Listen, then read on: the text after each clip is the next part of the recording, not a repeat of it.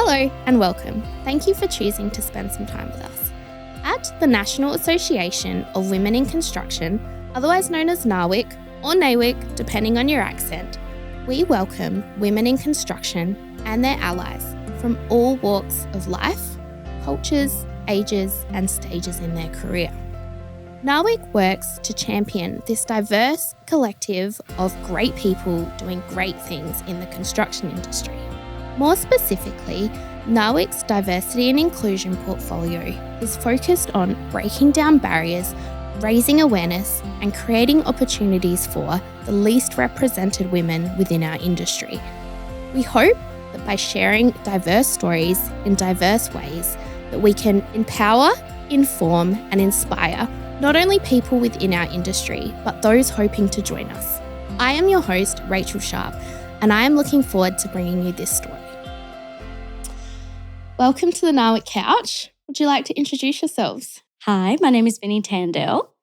I am 29 years old. I come from a civil engineering background and I currently work as a project manager in a government organisation. I'm Princi Tandel. I'm Vini's sister. I'm 27 years old and I too studied civil engineering with Vini. I'm actually working as a contract administrator at the moment with a Tier 1 organisation. Awesome. So we're here today to talk about construction, diversity, and you and your stories. So I'd like to start with your upbringing. So as you guys mentioned, your sisters, you both studied civil engineering, and I'm really interested to figure out how that unfolded for you and what your childhood looks like. So can you walk me through where you're born and what the first sort of 10-ish years looked like for you? I was born in India in a state called Gujarat. So I'm Gujarati. We moved to the Middle East with my family when I was 5 years old. So we moved to Oman and Bahrain. We lived there for about 7 years, I'd say. Yeah, two years in Oman and then 2 or 3 years in Oman and then about 5 years in Bahrain. Yeah. So for about 7 years overseas in Middle East. And then in around 2006, we moved with family here in Australia. So, yeah, I mean, when we moved to the Middle East, I remember my dad wanted to get us into a school. And then the school said, sorry, but your children don't actually speak English. So it's going to be hard for them to enter a international Indian school not knowing how to speak English. And my dad said to them, all right, give me 1 month. Give me 1 month and I'll teach my children English. Yeah. And we'll come back here. So, yeah, he taught us English in 1 month's time. Wow. Yeah, 1 month. And then they took us in to their school. Yeah. Do you remember that? I do. I sort of do. Going in, we were really young. Going in where we got rejected because we couldn't speak English. Yeah. And then I remember like Dad taking it on as a challenge and sitting down with us, like making sure, like we're really getting into it. Yeah. And even Mum, like she didn't even study English herself, so she didn't understand it as well. But I remember her, like she would prepare us for exams. So she would write down an entire exam paper for us to pre-fill and practice just so we would go into this ready and prepared. So they put in a lot of effort for us to get into English schools. Mind you, in Middle East, when Princi talk about exams, you start exams at a very young age. You start them from like year three. Year 3, Year 3, year 4, year 5. From then on, you've got examinations. I wonder if that helps you when you get older and like in Australian schools and we don't start exams till high school. It's like, you're used to it. It's just been part of school the whole entire time. Yeah, for sure. Yeah. Like, what year was it here? Like 10 or something? I think you're 10. Yeah, year 10. Okay. Yeah. And even that was like a practice exam. It wasn't even a full-blown. It's interesting. It does prepare you a lot in the sense that like you've got a great attention span. You know how to start preparing. You don't get nervous when you look at papers with questions on it because you already know what the thought process behind that is. So when you get a question, you're ready to go. Yeah. I'm not saying you always know the answers, but in terms of how to sit an exam, like you've already done that. So yes, it does prepare you for that. Also, I would say it also helps with spelling. Yeah. I think this is the one thing I've noticed. I think when it comes to spelling, I found like a lot of people still struggle with spelling. And I think we pride ourselves on like spelling. You can because you learn that from such a young age, like you're into your books, like you're just reading to then be able to answer an examination. So your spelling has to be on top. Yeah. Otherwise, it deducts your scores. Okay. Do you still speak your birth language? Oh, yeah. Yeah, we do. Yeah. Yeah. I mean, so this is a funny transition because so we went from people who couldn't speak English to then getting to a point where we didn't know how to speak Gujarati anymore. Yeah, but even like Middle East, we actually had to learn Hindi. So they teach Hindi is like is it the national Indian language? Hindi is the most common Indian language that people speak. So we actually learned Hindi, and we weren't around a lot. Like we didn't have our cousins, so we didn't have a lot of people that spoke Gujarati. So I personally learned our birth language, which is Gujarati, through learning Hindi in Middle East. Yeah. Interesting. But then we came here, and we were part of this religious or spiritual community, and they all spoke Gujarati. So then we're back at being a bit shy talking the Gujarati language. Like we know it, and even we now, we can understand it, but we couldn't say the bigger words or read it or any of that. So Mum and Dad actually enrolled us in a Gujarati, it's called Gujarati classes. Yeah. So we started doing that pretty much in year 9 here. Yeah. We started studying that. So understanding that a little bit better, speaking it fluently. We can both speak, English, Hindi and Gujarati fluently. So you moved around quite a bit when you were younger, from India to the Middle East and then to Australia. What was the reason for all of those moves? Well, Dad was doing pretty well in the Middle East, but I think the Australian education was deemed to be, it was highly rated. So he actually moved here for us for better education. Yeah. Yeah. And I think after university, I don't think there were a lot of university options in the Middle East, in Bahrain especially. So mum and dad just thought of it as like a future long-term plan to sort of, if we did our education, high schooling here and then transition to uni is probably better chances in terms of career as well. So that's why we sort of moved. You guys have another sibling, don't you? Yeah, we do. We have another brother, a younger brother. Younger brother? Yeah. Yeah, so that's very cool that your family just kind of planned their whole lives, moved around in pursuit of education for the three of you. Yeah. Because I think a lot of, especially, you'd see a lot of people actually come to Australia leaving their families behind in India or, wherever. So I think for Dad, it was keeping the family together. So we're not, the kids aren't moving away when they grow older. So, yeah. And now that you look back to it, you're like, I'm quite grateful. He went through the struggle for us to have the luck. Yeah. So you moved to Australia in 2006. Yeah. So you came just in time for that middle school, high school, year 9 you mentioned, sort of age to start in Australian schools. Yeah. What was that transition like?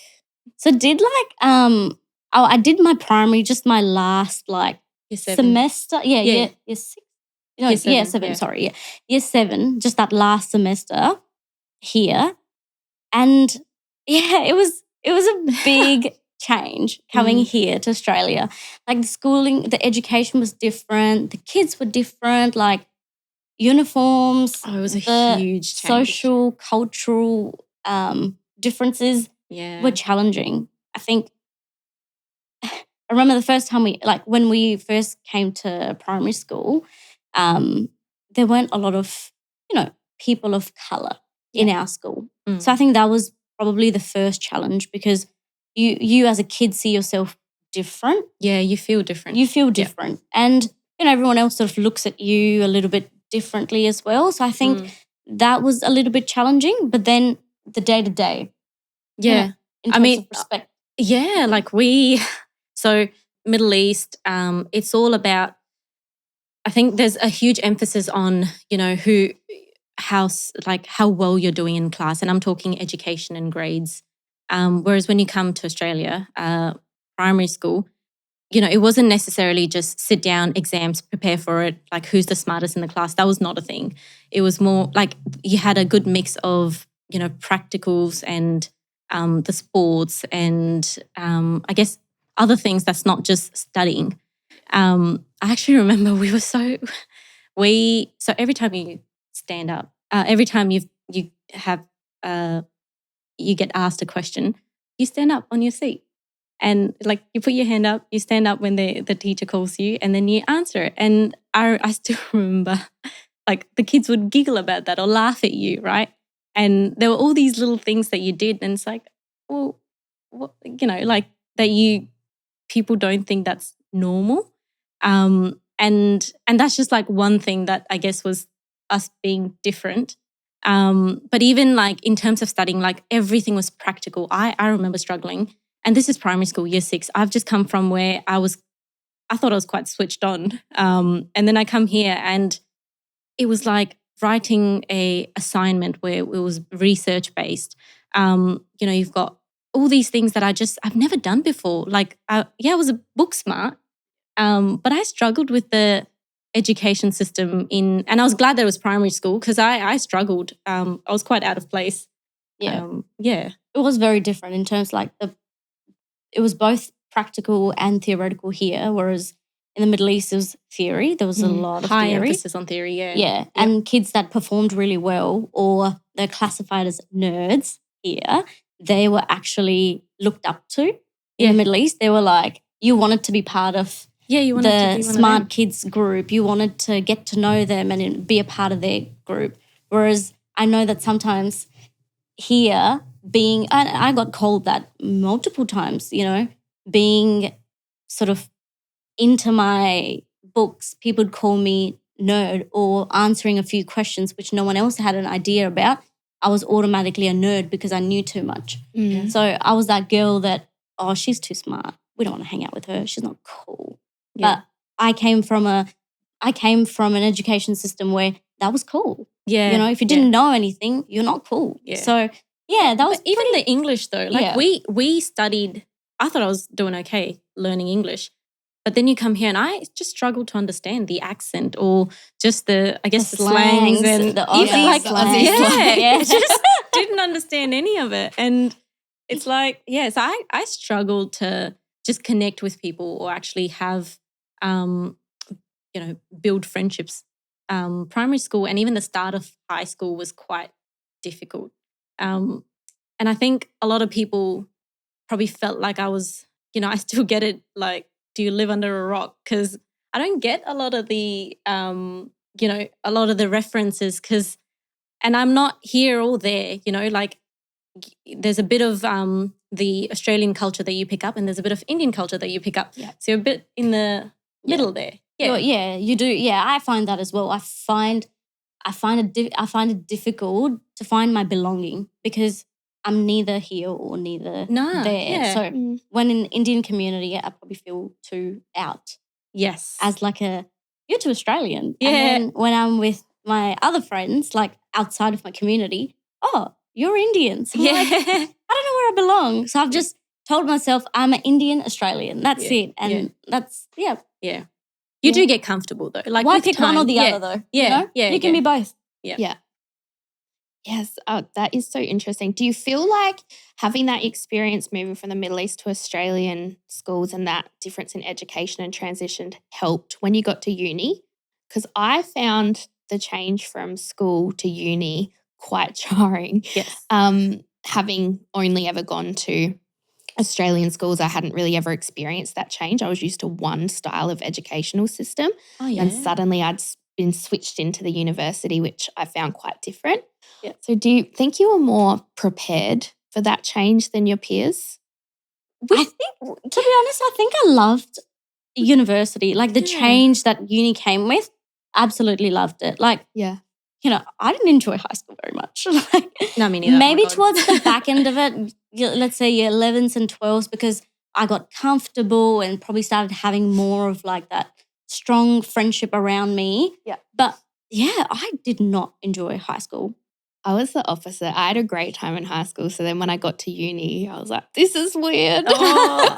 Well, I think when you put it like that, I actually realized we did have a great time at uni, maybe because we were prepared and we just never realized. Yeah, and that's true. And the other thing is, like, whether it's school or like primary school or high school, one of the biggest challenges was that a lot of the people had known each other, got into high school, and all the primary school kids were just still together. Yeah. And they, they hang out outside of school, which we weren't really a big part of. Like, we didn't really do it. And camps and all that, we couldn't really afford it that much either. Yeah. But then you get to uni and no one knows anyone. Yeah, so you were all starting from that fresh slate. So you struggled to kind of penetrate into the groups, I guess, when you came halfway through the schooling experience. But from uni, everyone starts from scratch. So you're like, let's go. Yeah, yeah, it was. In our element here. Yeah. I'd like to explore how you ended up studying the same degree and ultimately graduating together. So I want to start with you, Vini, because you originally wanted to do medicine, but didn't quite have the scores for it. What did that time look like for you, and how did you decide what to do next?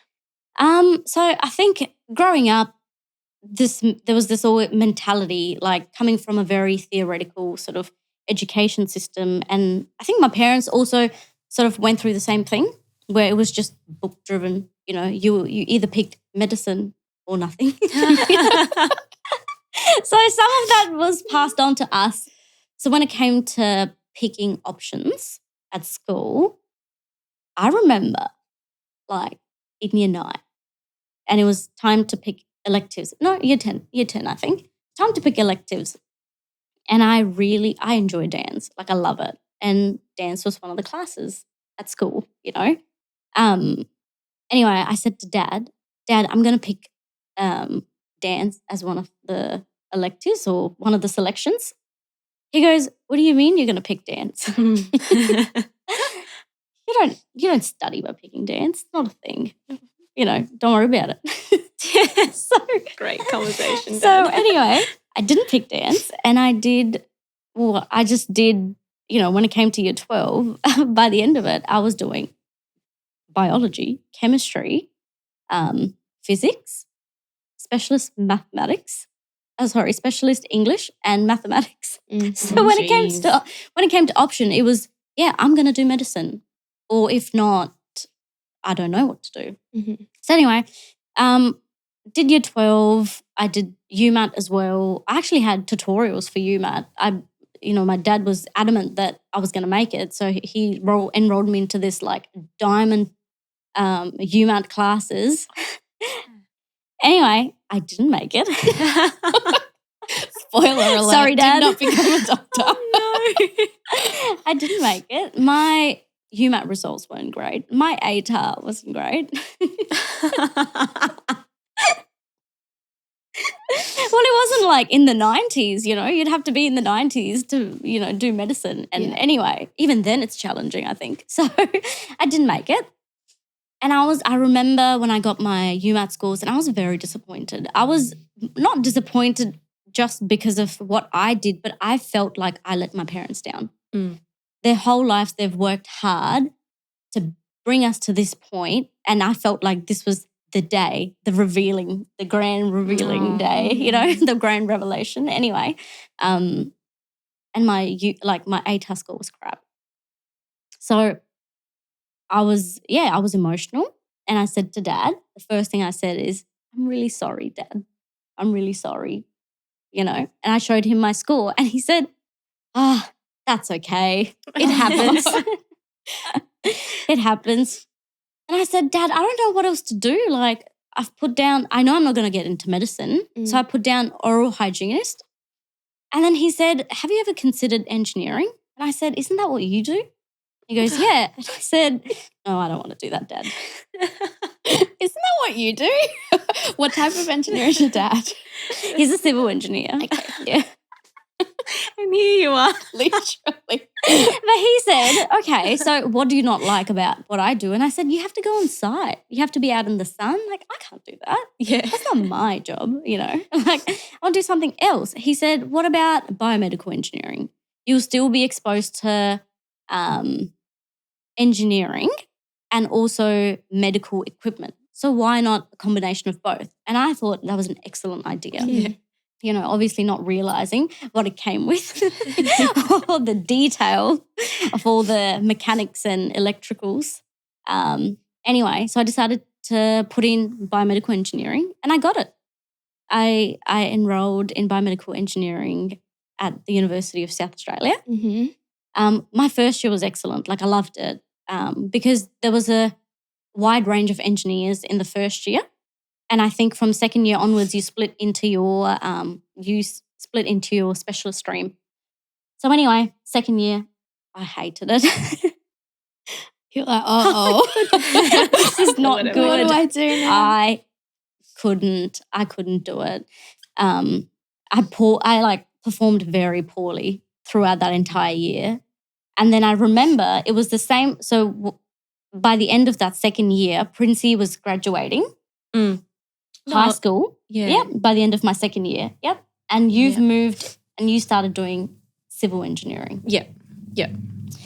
And the only way for me to transfer was I wasn't too sure what I wanted to do next. So I thought, my sister's doing it. That's it. It's me.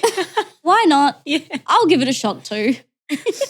So I transferred into civil engineering. Yeah. And that's how it all started. And here you are. And here I fully am. qualified.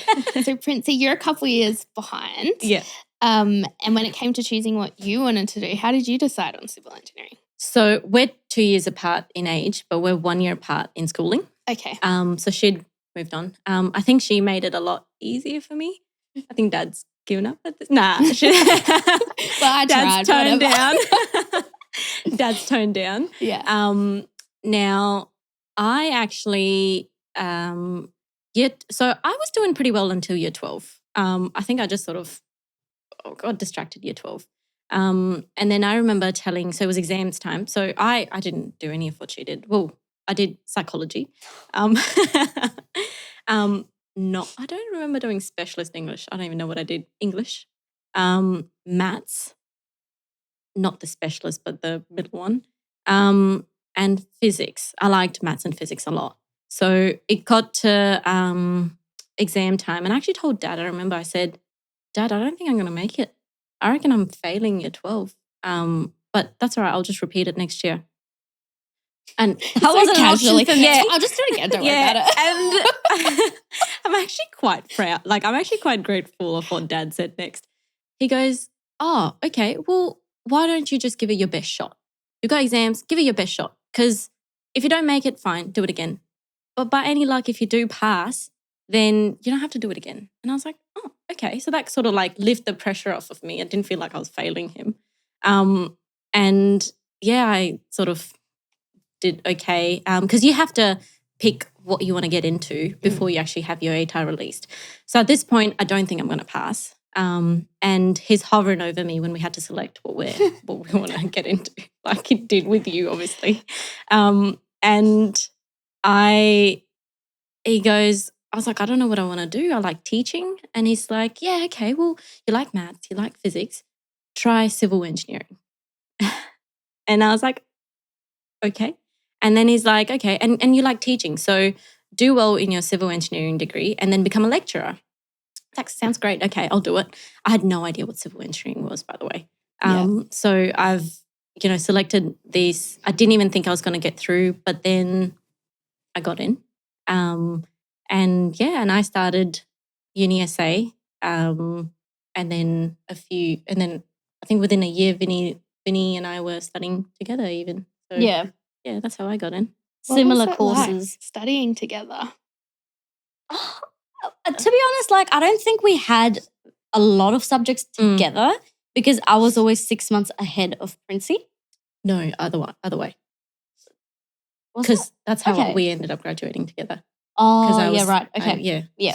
So, but behind you then. 6 Yeah. months So you'd behind done you. some subjects, Yeah. but then you were 6 months behind in other subjects, Yeah. which is why we weren't, in the first couple of years, we weren't studying together. Yeah. Yep. We did a few subjects together. Yep. I remember, what did we do together?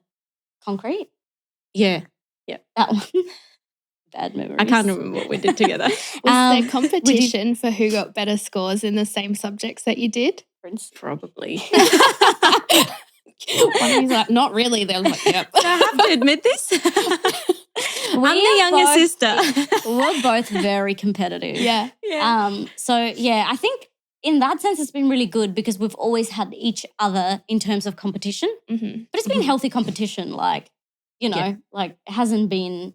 No, when you're younger though, it was different because you sort of get compared to your older sister, right? She's always doing better than me and she's always had, you know, she knows what she wants. And I think very early on there was a bit of a competition from my end, I know.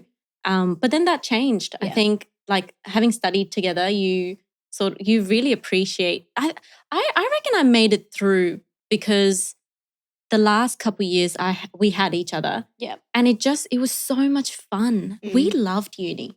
Yeah, we did. We enjoyed it a lot more than, well, I enjoyed it a lot more than high school. Yeah. But yeah, uni was great. And I think it was great having Princi as well because although there was like healthy competition, there was also like, have you done this? How have you done this? Yeah. Or, you know, I'm Built-in struggling. cheaters. Yeah. Or like if I'm struggling with something and I just reach out to my sister, you know, I didn't have to reach out to anybody else. I could just reach out to my sister. And there was no embarrassment there because there's actually a lot of stuff that you sort of go through and you can trust each other. Mm. And we did our research project together as well. We got through that pretty well. Yeah. In the same group? Just the two of us. There's two of us. We did it together. Amazing. Yeah. So we, I would say we didn't really compete as such.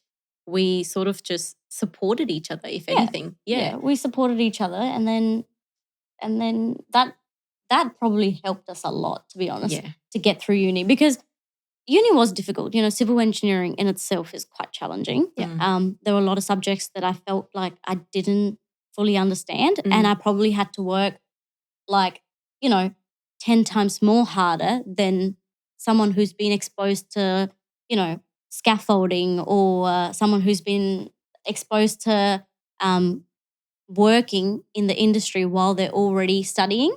So it was definitely challenging. But I think having you was great because it was great support system for me to keep thriving. And it didn't matter if I stuffed up because it was part of the journey. Yeah. I even like when I first got into uni, and this is before she's sort of gotten in the picture. One, I knew I was okay because, you know, Vini's doing it, so I can do it too. But even the very first lecture that I walked in, it was just guys everywhere. And I'm like looking around to find a female and I couldn't find any, so I just walked out. I'm like, I cannot go into this subject. I was so shy, I was so nervous. And then I walked back in and there was this other chick that I saw and we sort of sat together for about 3 weeks and then she was gone. So, no. So I thought, because there was like, I think I would have counted 5 females. 2 of them had left. And unfortunately, both of the ones are the ones that I was actually with at the time. I didn't leave. And I think having you around was another like bonus as well because I wasn't demotivated by that. I've got my sister doing the same degree. I'll be all right. Yeah. And then I eventually found my own other friends and other women as well. And we did okay, yeah. I'm dying to know what your brother did. Oh my God, this is funny. So originally my dad wanted his son in engineering because he is an engineer. So he wanted his son to be an engineer.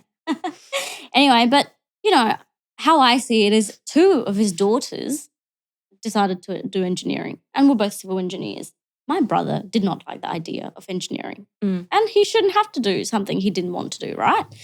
So I said, Dad, you've already got 2 engineers in the household, like 2 additional, you know, it's 3 of us. Come on, like there's no way you're making my brother do engineering because he didn't want to do it. So anyway, he actually did marketing and finance and he loved that. So, and my dad still goes, but how am I going to tell everybody in India that he's done marketing and finance? And I'm like, what do you mean? Because it's not socially accepted. Like that idea of not doing medicine and engineering and, you know, if you're not in health or anything like IT, it's not good enough. Like you had to do something, you couldn't just pick photography or you couldn't just pick something that you're actually very passionate about, you know. So Kevin wanted to do marketing and finance because he thought he'd enjoy it. So, yeah, he did that. Yeah. Amazing. He still reminds me of that day. You made him pick it, you know. Your brother does or your dad? My dad. That's funny. Well, if he's enjoying it, then good. Take the credit. He's done it. He's finished it. So, yeah. You two are obviously very close, and I'm interested to know what similarities and differences has there been between your experiences once you got into the industry? Okay, so this was actually huge for me. Vini and I are we didn't just study together, but we also were a huge part of a religious community. We essentially did everything together. And when I got into, she'd picked her own path. We graduated together, but she had her own sort of pathway she picked. And I went in building and construction. And I realized that was the first time I was actually doing something that Vini is not going to be a huge part of. And I was scared because I was under her shadow. And you sort of feel safe and comfortable. Initially, I was fine because I find that in construction, when you're new, people take a lot of interest in actually helping you develop. And they want to teach you, help you grow, and because you're not questioning people, right? You're not telling them what to do. Mm-hmm. So I started off having a really good first couple years, and then I moved to Melbourne, and this was a huge step for me again. So So I was moving away from her, and I was the first in our family to move away from home. But that's when things got really challenging. So you think about from 2006 to uni, school life was a bit difficult, but you got through. Uni was amazing. You start work, it's been amazing. But then you go back to that uncomfortable, not knowing anyone, and you don't have your sister. And that's when you've lost your safety blanket in it all. Yeah, completely. And then that's where I realized Vini is actually the outgoing one. So she's really good at building relationships or keeping in touch with people, or tends to be the one that organizes any catch-ups. I just get added to the group and I rock up. Yeah. And then when I moved to Melbourne, I struggled because I've never had to do any of that. She'll bring in people and I just sort of connected. And I realized I actually took a lot for granted. Anyway, I actually really struggled in Melbourne, and to a point where actually, you sort of survived, but then I had to come back. And then I came back, but by now I think I was my own person. If I put it that way. I'd learned to live without my family. I'd learned to be in this construction industry all by myself. Mm-hmm. And I think I was 21 when I'd moved. Yeah. And I think I really needed that. And then I moved regional again for a few years. By this point I was fine. So you're a veteran. Yeah. And I think it was quite healthy because I needed that. I did need a sort of breakaway a little bit to form myself. You learned a lot through that. Learned a lot through those experiences, and it's molded you into the person that you are today. Yeah, and I definitely I talk about I used to be quite shy. I would struggle to just communicate with people, especially if I'm meeting them for the first time. All of this I guess I got better when you're living on your own. You do, I think I got a bit more comfortable, confident, and that reflected in my work life as well. So within the business, I was fine. I think I was quite, got better. How did you find the courage to move that first time? actually had an argument at home. And Well, I'm out of here. Going to Melbourne. I did. I had an argument with my brother. And it was and the same day, I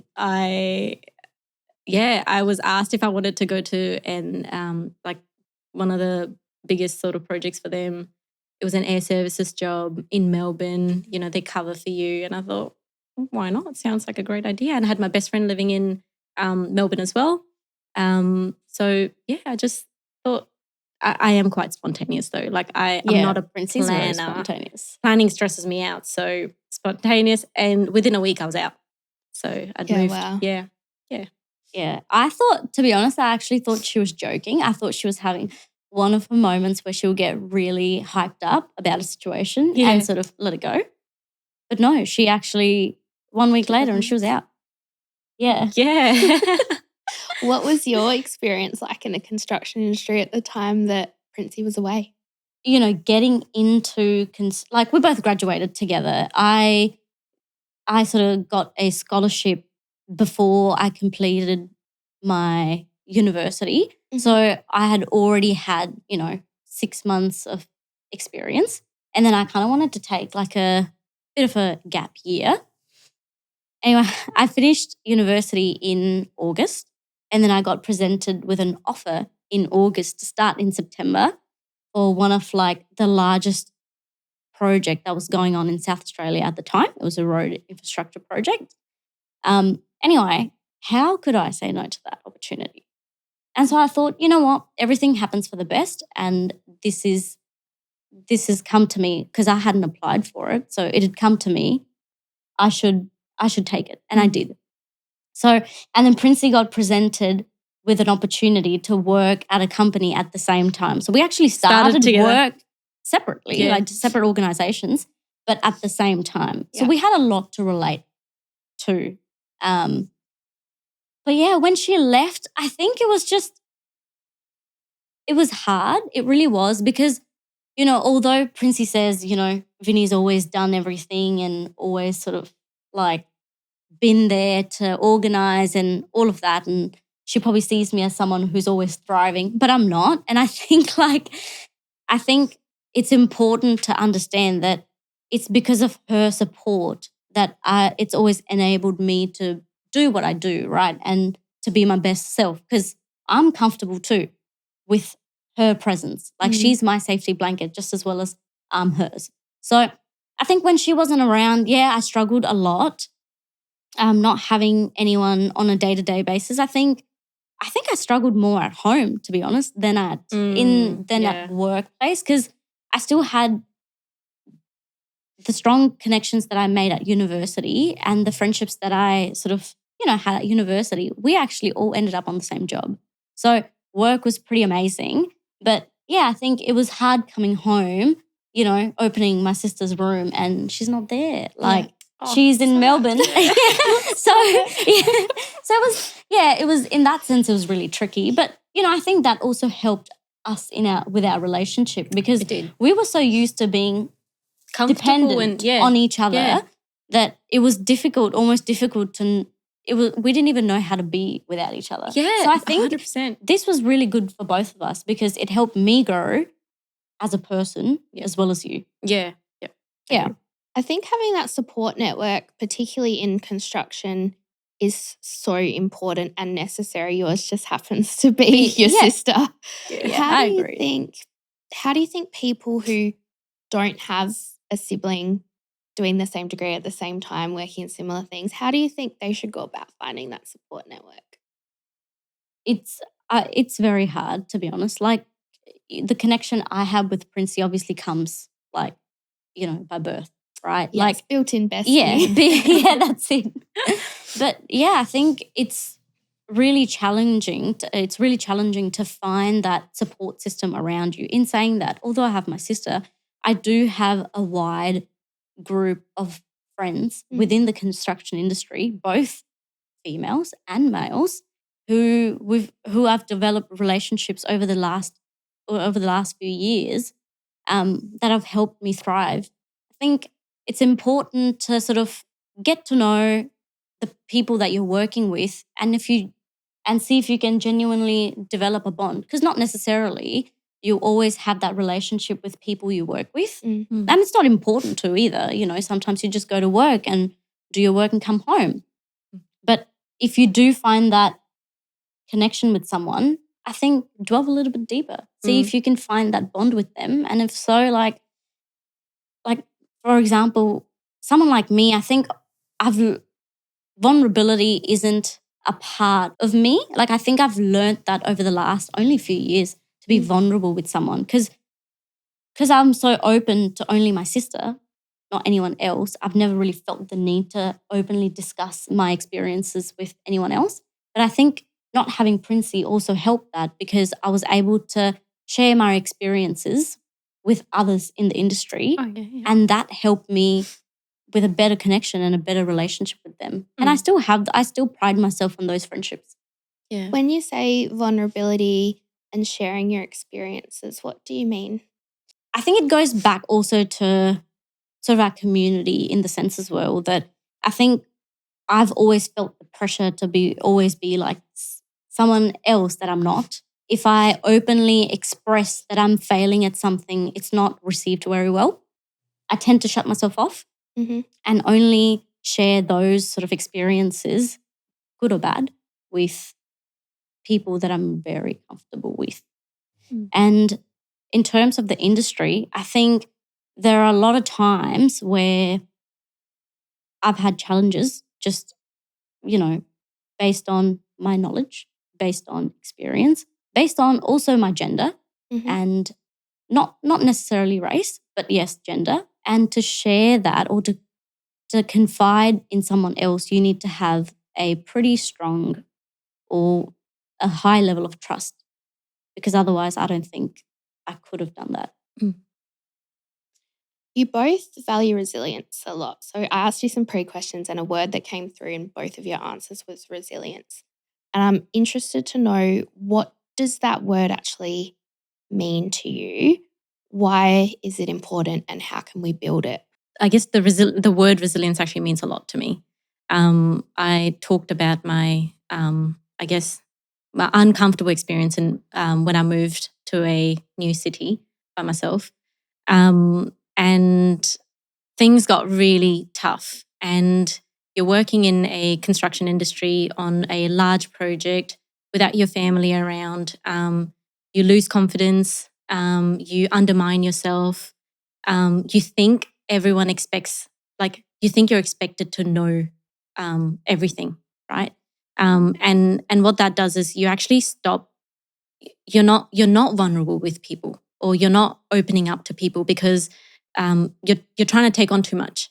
And I did that. I did that when I was in Melbourne, and it started to break me a bit. And I know for a fact I would have quit my work. I would have quit this industry, construction industry, because I did not think I could make it. To have come out of that, and that's just one experience. I've had many such occasions where I didn't think I was cut out to be in this industry. And I managed to get through those, what I would say is hurdles or challenges.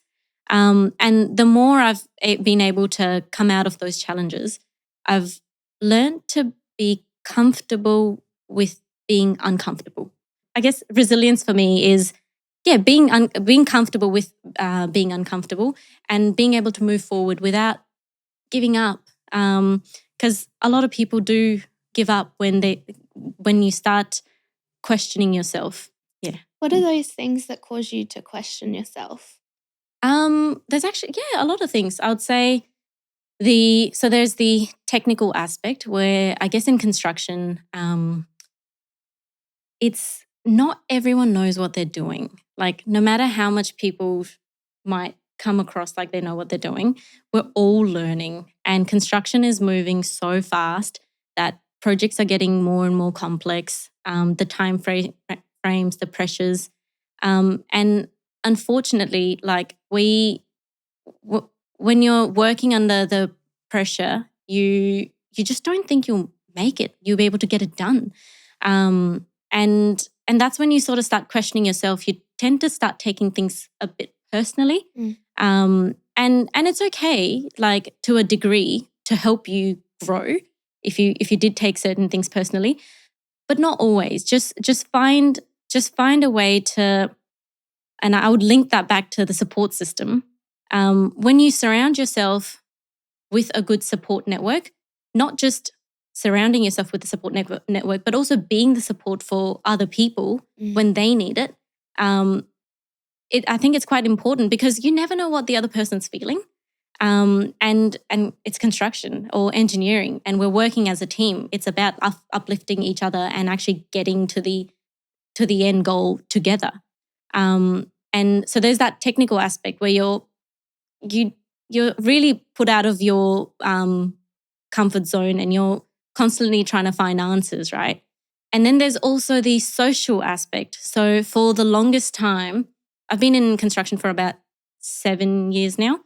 I felt like when I challenged other people, you realize that you can't be naive anymore, because, at some point, what you set out as a support system and whatnot, you actually have to be careful of how you engage and find the balance between how you're interacting with people.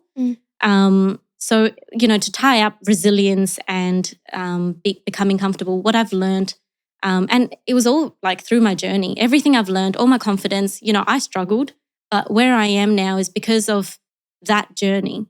I would say I'm able to talk to people now without getting embarrassed.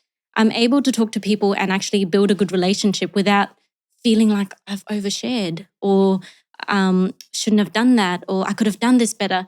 No, because you actually start to get comfortable. You start to work with the same people again. And yes. Do you think those thoughts of self-doubt and the questioning yourself and feeling embarrassed, do you think that's something that you just put on yourself, or were these messages ever coming from other people? I think it's a bit of both. So how you hold yourself in that situation has a huge impact on like how you move forward.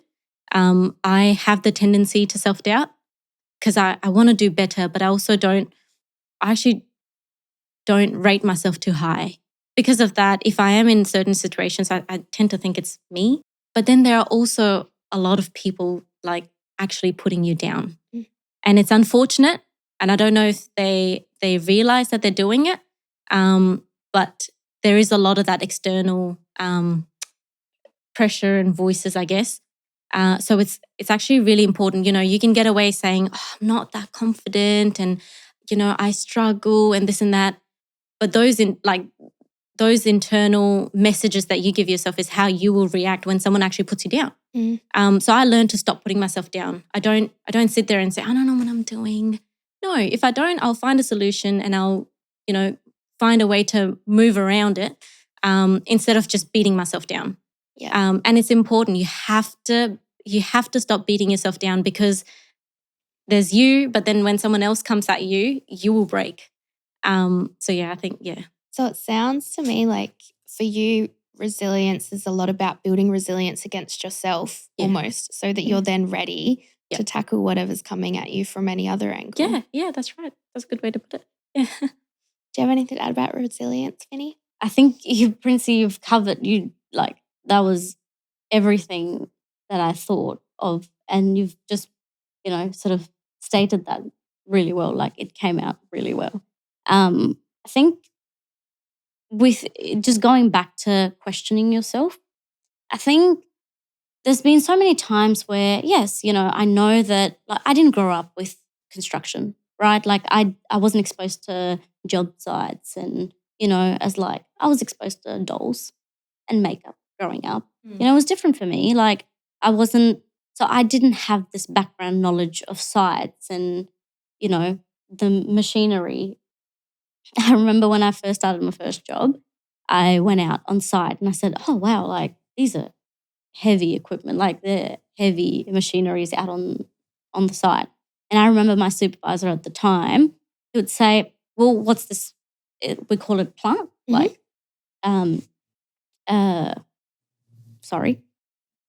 construction vehicles or construction operating vehicles. call it plant. So anyway, he'd go out and he'd quiz me every day on site. What's this plant called? What's this plant called? What's this plant called? And I remember getting so frustrated thinking, oh God, like, don't want to know this. Like, do I have to know this? Anyway, so I did like a little cheat sheet. I printed out like a little photo of every single plant and I put a name next to it. And I memorized it. And every time I look at it now, I think, oh, that's a dozer, that's a grader. But yeah, you know what? Some people might say, wow, that is like really basic. But I had to actually memorize these things to get to that even basic level in construction. Because you weren't growing up playing with those toys. No, it was very different. Yeah. So I think when it comes to resilience and questioning, there's a lot of times where I don't necessarily feel like I'm good enough. You know, I'm learning and growing as well. I remember on my first project, the first project as a project manager, I already walked in with a lot of self-doubt, thinking, what if I don't deliver this properly? What if there are issues? How am I going to do it? And I think when you're already doubting yourself and someone else comes in and says, that was a stupid question. Why would you ask that? Or why would you bring that up in a meeting? Or, like, oh, don't worry about what she says. Like, this is the direction. This is what you do. I think that sort of, it almost comes off as an attack. You know, you're already doubting yourself and it's just, that just then completely like shatters your confidence. I've had those experiences where, you know, I already walk in with that self-doubt and then my confidence just completely shatters to the point where even I was doubting myself for being in this industry. But I think since then, I've come a long way. Like that confidence took its time to develop.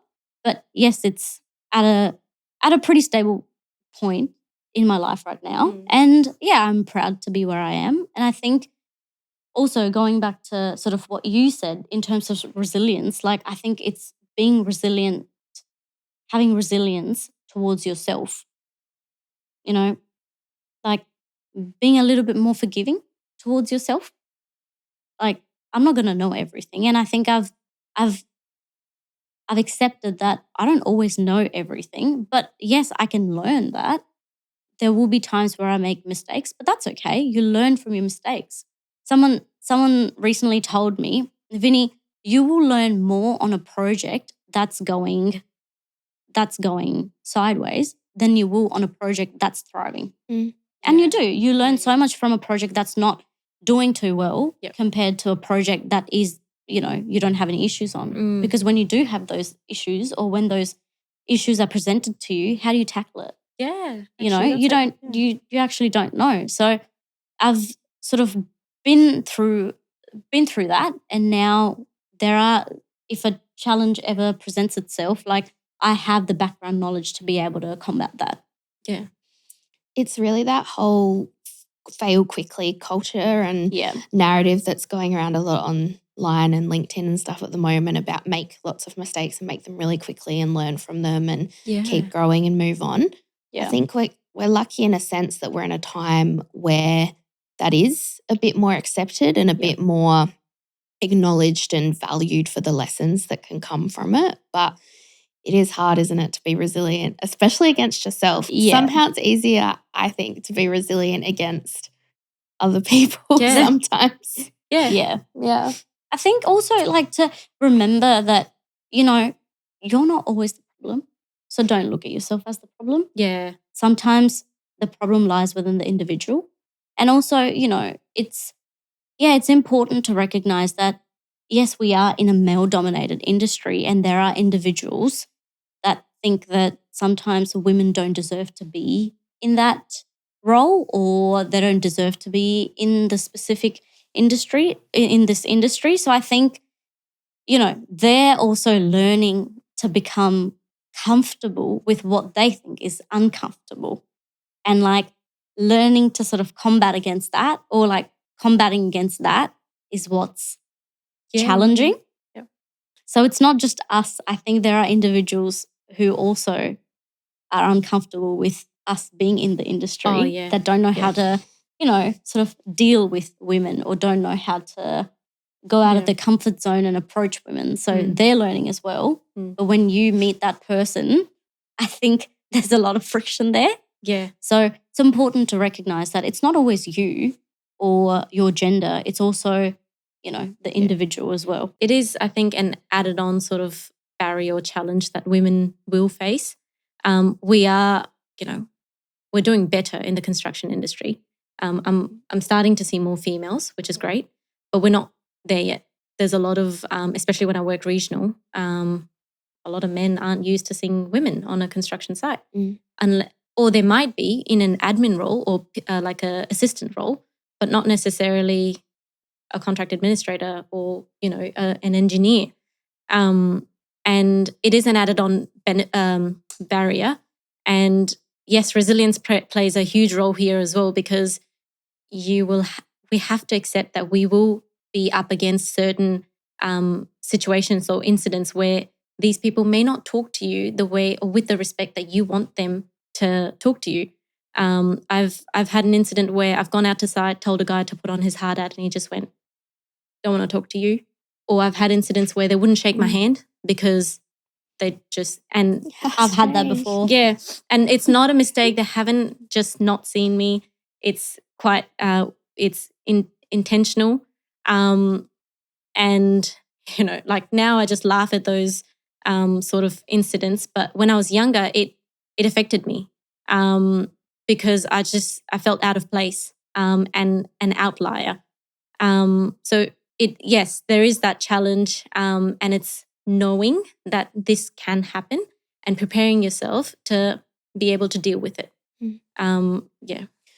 Like when I think for me, it was a bit more when I was young. I've always been a bit more outspoken, and if I see something wrong, I tend to say it straight away. Yeah. As a graduate, I've found, or as a young engineer, I found that I needed to control that a little bit when I saw something wrong, because I was new to the industry, right? I was inexperienced, so what do you know, sort of thing. So I tend to bite my tongue, but I think as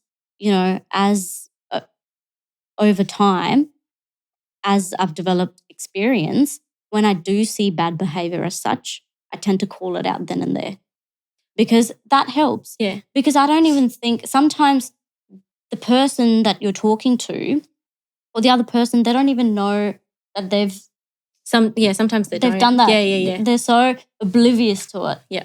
I think when you call it out then and there, that's when they realize, oh, I need to, this is wrong. Yeah. I shouldn't be doing that. Yeah. And I think that's helped as well. But you know what? One thing I will say, what's actually prepared us and what we've done really well, coming from that culture where Indian background. So we're not like, women are still what you face in some of the construction industry with men sort of being, I guess, the supporter and provider or whatever. The dominance. Dominance, sort of the dominance. Yeah. Men being more dominant industry, and women being in support roles or medicine. We've actually faced that in growing up within our own culture. Yeah. And the one thing I'm not, I guess, scared to do is speak up for myself and push back when I need to. Yeah. Or call someone out when I need to. Because our culture prepared us for that. Yeah. Yeah. We're not expected to be in the roles we are in now. And we've faced that not just in our industry now, but growing up our entire life. Do you think if you had stayed in India and grown up there, you would have gone into engineering? No, there is no way. Nah. What about in the Middle East? If you'd have stayed there, do you think you would have gone into engineering? Maybe, but I think it's influenced by your surroundings as well. Yeah. And I think like thinking back to the friendships I had then, a lot of those girls, they've graduated as doctors. So chances are, being in that area, being in that influence, I'd most likely think about doing something in medicine or in health. Yeah. I think like even, when it comes to that system of male versus female, even in the community. I think it's been tricky in the sense that we've always been sort of more outspoken, a little bit more out there, which wasn't necessarily accepted very well in the community, because women are supposed to be a bit more timid. Yeah, and they try and tame you down. So how come you guys think you didn't lose that? So you grew up in this environment, it was drilled into you in your communities, all of those kind of things. How have you held on to it? Have you heard of the saying when they say, if you restrict something too much, right? It's like a spring. It's like a spring, and you bounce. Yeah. And I think that's been us. When someone tells us don't do this, I think we do it. Yeah. With doubled force. So it's in your nature. To challenge whatever the other person says. Yeah. So which has been great for, let's say now in the industry that we're in now, because that mentality has prepared us. Yeah. Being that a bit more sort of outspoken or even a bit more. Yeah, and it's to our advantage. Because even when I think there are a lot of, I don't know if it's the support we've had or the fact that we share everything with each other, or the way we're brought up in culture to be able to stand up for ourselves. But the one thing I know for a fact that's helped is a lot of times, like when I go through certain situations, it doesn't what's the word? Fester? Yeah. Or it doesn't stay in your head for too long. No, it doesn't, because I've dealt with it. When there is something happening that I'm not okay with, it wasn't always like this. But when becoming more comfortable in the industry, I guess that comfort level I had in my community, or as I had growing up, that comfort level's now picking up in my industry. So the one good thing is, if something's happened, it's happened, and I've sort of moved on. What do you love about construction? Oh, do you want to? Yeah. I like looking back to, sort of construction and how I've ended up here. If I had to pick my electives again for uni, there's no way I would pick health or medicine. I would come back to construction. I do. I love it. I do enjoy what I do. I love my job. Love adding to the South Australian road network. I love building roads. Love to drive on them once we've built them, and then sort of say, I worked on this job, or this was my project, Love the problem-solving nature. And also, I think I thrive on the challenges that the construction industry presents to me on a daily basis. Like, I think if you're in a construction industry, you can say your job isn't a day-to-day, 9-to-5 job where everything's the same. Every day you go in, there's something different. There's a new challenge, whether it goes from like, let's say, earthworks to, pavements to service relocations. Like, there are massive challenges, right? And you're sort of working towards that on a day-to-day basis. So it's quite different, which I love. I love working out on site. And also, everyone that I've met, I have met some powerful and inspiring women in this industry who I am proud to call my friends, and also my sister. I've also met some incredible men who are very supportive of women in the industry, and they help them thrive in this industry. You don't feel stupid or silly around these men. You don't feel like you're questioning yourself. You're there to work together towards a common goal. And that's the end goal. That's it. There's no he or she or any of that. So construction is a team sport. That's it. It is a team sport, So, I think that's very important. Yeah. So there's a lot of plus points. I think there's a lot I can say that I do love about the construction industry. That's good. Yeah, and you're right. Like, it is definitely a great balance. Yeah. You talk about the challenges, but it's actually a lot of fun. Like, on a day-to-day, it's a lot of fun, and you're around a good bunch of people every day. I actually love going past a building, because I'm in building, that I've been involved in or contributed to. and just look, you just feel really proud, and especially like the contribution that construction has towards the community. I worked on the Walanda Recreation Centre in Mount Gambier, and the impact it has on the community, and you hear about it from the community, you feel really proud. And so me too. Like, I love construction, and if I had to pick it all over again, it'd be construction. And definitely the relationships. So I couldn't have gotten here without the relationships that I've built within the industry. You essentially, you become a bit of a family for the few years, because you're working together. You see your work, like employees or employees, more than you see your own family, because you're doing long hours, working with them. And you learn, it's like you learn to just accept people for who they are and actually build, really good relationships. But also like the connections in general. So because it's such a huge, you're working with massive teams, right? Engineering, architects, consultants, tradies. And it's actually, knowing how construction is a huge industry, and all these people working in the industry. So the people, and then the contribution, I guess the project contributions. Yeah. What do you hope viewers take away from today's discussion? From today's discussion? Yeah. This might sound biased, but I think it's been like really good to listen to you, Princi. Like everything that you've sort of said and how much you've changed and, developed as a person. Like I think we don't sit down and just sort of, talk about our achievements as such. And it's been really good to sort of, hear that coming from you. So, yeah. I think it was definitely amazing listening to Vini. And like I said, for me, Vini obviously sits, she's the perfect sister.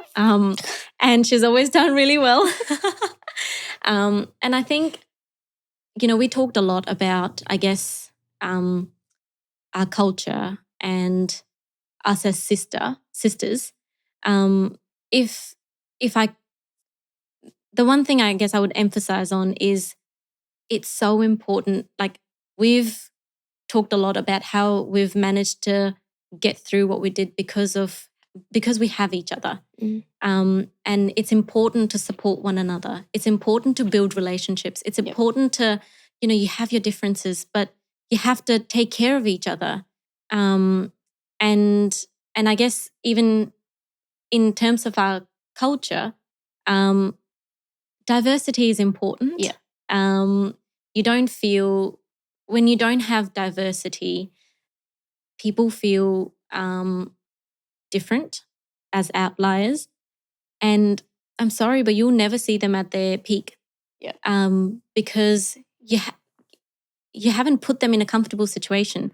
And I will say it is up to, if for industries, embrace diversity as an industry, I suppose. Yeah. I want young girls, little girls of colour also to see this and think, I want to do what she's doing. I want to go in engineering. I want to pick construction. Yeah. Because that is where I belong. Yeah. I want them to think, yeah, look at something like this and think, yep. Could give that a shot. Yeah. Yeah. In our culture, we call older sisters Didi. Like, that's the word for it. So I want that little girl to think, I want to do what Didi's doing. Yeah. And I think this is very important because, now that we've got, the luxury of social media, LinkedIn, Instagram, and I haven't really wrapped my head around LinkedIn just yet. Like, I do get a lot of people say, oh, post this on LinkedIn. I'm like, yeah, I'll do it. But I'm not quite there yet. Still, sort of learning to figure it out. Anyway, I was at work and I was in the kitchen, right, just making a coffee in the morning. And one of the girls, she was new to the organisation, and she'd come up to me and she said to me, "Is your name Vini?" And I said, "Yeah, my name's Vini." And she goes, "I know you." And I sort of said, "How do you know me?" And she goes, "I saw your video on LinkedIn." I thought, "Oh, okay." She goes, "I used to work at a different organization. And when this job came to me, I wasn't sure if I should be applying here or not. But when I saw that video of you, it made me think, if she can do it, if she's there, why can't I?" And she applied for the role and she got it. Oh, that's amazing. And so that made is me realize amazing. how important it is to actually spread your experiences as well. Absolutely. It can feel quite uncomfortable, I think, sometimes to put yourself on those platforms and, Yeah. in front of lights and cameras and microphones to share things. But it really does speak to that. The more stories are spread, the more you might pick up someone who relates to your particular story, which might change the trajectory of their future and the communities we live in for the better. And that's the whole point, right? Yeah, that's it. I think that's a great place to end, guys. Thank you so much for coming on NAWIC Couch today. Thank you for having us, Rachael. Thank you for the opportunity. Yeah. Good job.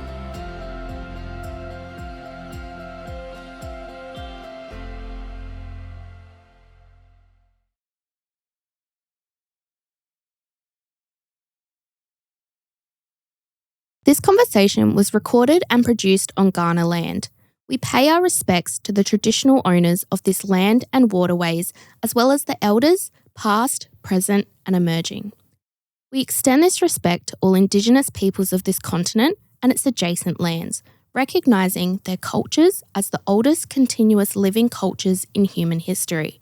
We recognise the deep spiritual connections and relationship Aboriginal and Torres Strait Islander people have with community, as well as the lands, oceans, waterways, air and sky. We acknowledge the land we live, work and play on always was and always will be Aboriginal land.